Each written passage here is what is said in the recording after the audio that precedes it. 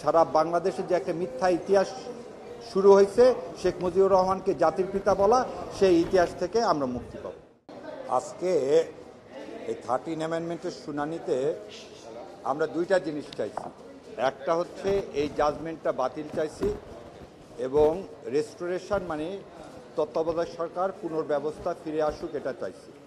এবং এখানে আর একটা বিষয় ক্লিয়ার করা দরকার, এই তত্ত্বাবধায়ক ব্যবস্থা ফিরে আসলে এই ইন্টারিম গভর্নমেন্টের কোনো নেচার চেঞ্জ কেউই আমরা চাইনি এবং এটা করাও সম্ভব না। দ্বিতীয় আর একটা, যে আমাদের কনস্টিটিউশনে এবং 72 সালে 12ই জানুয়ারি যতগুলো গেজেট প্রকাশ হয়েছিল প্রতিটা জায়গায় বঙ্গবন্ধু বলা ছিল শেখ মুজিবুর রহমানকে, কিন্তু এই জাজমেন্টে খায়রুল হক সাহেব তাকে জাতির পিতা বলে সম্বোধন করছিল। সো আমি অনারেবল সুপ্রিম কোর্টের কাছে বলেছি এই জাতির পিতা শব্দটা এই জাজমেন্ট থেকে যেন এক্সপান্স করা হয়। উনি আর একটা ইতিহাস বিকৃতি করেছেন, উনি বলেছিলেন পাকিস্তান সারেন্ডার করেছে বাংলাদেশ এবং ইন্ডিয়ার যৌথ বাহিনীর হাতে, যেটাও একটা মিথ্যা কথা।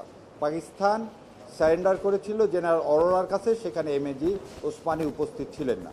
আমি এই শব্দটাকেও এক্সপান্স করার জন্য বলেছি। আশা করি আপনাদের এই বিষয়ে কনফিউশন নেই।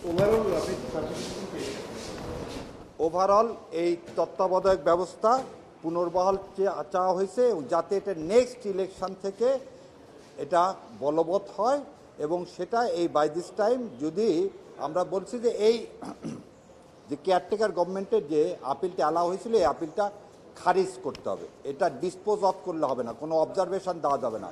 হয় এটা অ্যালাউ করবে, না হলে খারিজ করবে। অবজারভেশন দিতে গেলে জাতি বিভ্রান্ত হবে।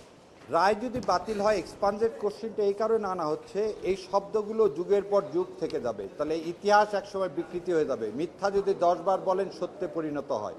সেই কারণে আপনি যদি আজকে এটা এক্সপান্স করেন, ভবিষ্যতে এই জাজমেন্টে এই শব্দগুলো আর এই জাতির পিতা শব্দটা থাকবে না।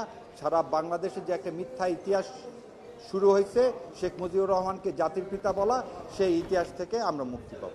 এটা ওখানে দুইটা অথবা আছে, আপনাকে প্রতিটা জিনিসের একটি টাইম লাইন থাকতে হবে। যদি টাইম লাইন না থাকে, শুরু এবং শেষ না থাকলে এটা অনির্দিষ্টকালের জন্য হয়ে যাবে। এখানে যেখানে কথা ছিল প্রথম অধিবেশনে এটা করা হবে, সেখানে এখন প্রায় নিয়ারলি 1 ইয়ারের মতো দেওয়া হয়েছে। এবং আরেকটা জিনিস বলা হয় যে যদি করতে ব্যর্থ হন তাহলে অটোমেটিকলি এটা কনস্টিটিউশন যাবে, কারণ এটা আমরা সবাই কনসেনসাস, কারণ আমরা সবাই ঐক্যমত। এখানে যে বিষয়ে ঐক্যমত সেটা এতদিন লাগারই কথা না, তারপর একটা রিজনেবল টাইম দিতে হয় এবং রিজনেবল টাইমটা বৈধ এবং এটা দিতে পারে, কিন্তু it's a guideline, it's not mandatory. সংসদ চাইলে এটাকে এক্সটেন্ড করতে পারবে, কারণ এই যে এটা দিছে এটা একটা খসড়া, এটা যাবে হচ্ছে প্রধান উপদেষ্টার কাছে, তারপরে এটা একটি আদেশ আকারে গেজেট নোটিফিকেশন হবে। এই গেজেট নোটিফিকেশনের সাথে এই অনুচ্ছেদ 1-এ সমস্ত সংশোধনীগুলো গণভোটে যাবে। গণভোটে যদি পাশ হয়ে যায় তখন আর কারো ক্ষমতা নাই এটা ইমপ্লিমেন্ট না করার। সো ওই দিনগুলো বা এটা অটোমেটিকলি হবে, এগুলোর আর কোনো তখন কোনো এক্সিস্টেন্স থাকবে না। আর গণভোটে যদি হেরে যায় তাহলে আপনি এমনি এমনি কনস্টিটিউশনে আসবেন।